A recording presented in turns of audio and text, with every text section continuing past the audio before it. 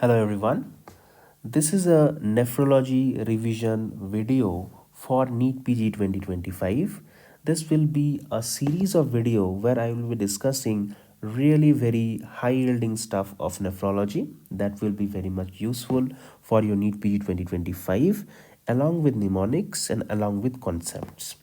This will be very much useful for you all, right? So starting off with the basic, that we have glomerular diseases, that is the disease of the glomerulus. We have glomerular diseases, that is the disease of the glomerulus.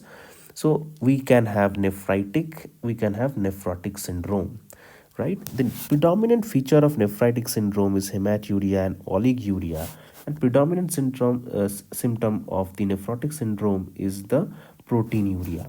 This is the basic. But before we really go into the details of nephritic and nephrotic, which is usually very much confusing, let us see the structure of a glomerulus, and then we will be damaging every structure like that and discussing multiple pathologies out of it, right? We can damage every structure seen here, and then we can think of multiple pathologies.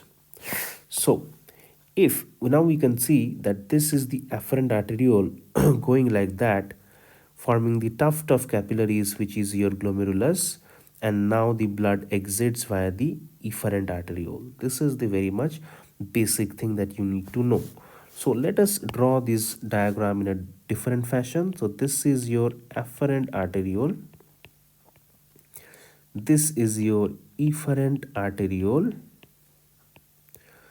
afferent arteriole and efferent arteriole.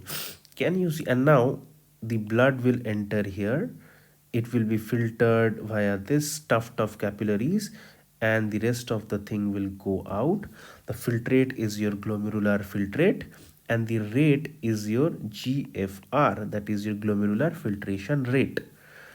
Can you see that the diameter of the afferent arteriole is bigger than that of efferent arteriole? That is very much obvious from this diagram. Now suppose I have to decrease my GFR. Decreasing GFR suddenly will cause something known as acute kidney injury. Why? Because you are having decreased glomerular GFR, that is glomerular filtration rate. So that will be decreased urine output.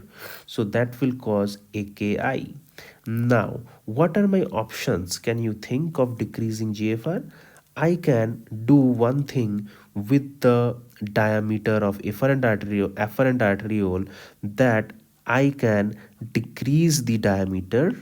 Yes, if I decrease the diameter of afferent arteriole, I will be having less blood coming in. As a result, less filtration happening, and hence the GFR will fall.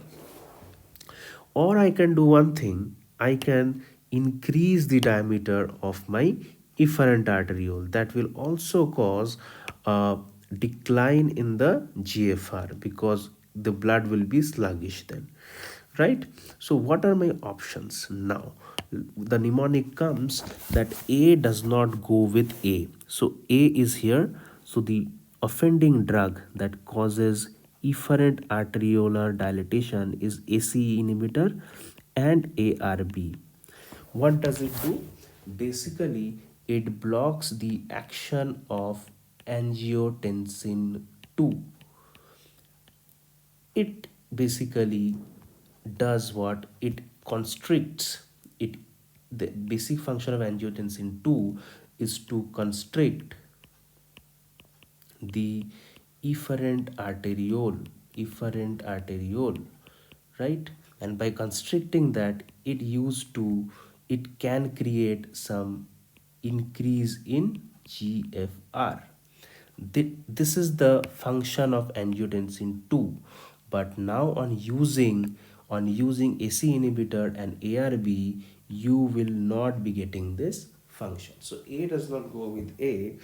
It is AC inhibitor and ARB causing increase in diameter of the efferent arteriole. Now, what is on the other side?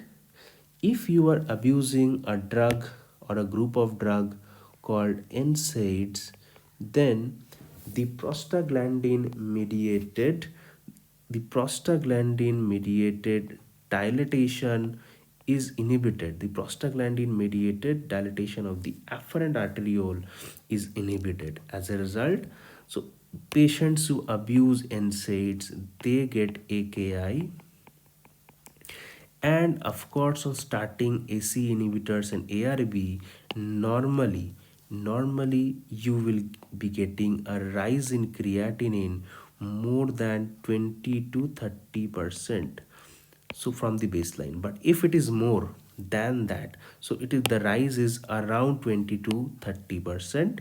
But if it is more than that, then you have to stop. If the rise is more than 20 to 30%, then you stop the drug. Therefore you stop the drug, because that kind of AKI you cannot tolerate. That is, you have to stop the drug. So that is the concept number one, I would say, that this is regarding the afferent and the efferent arteriole.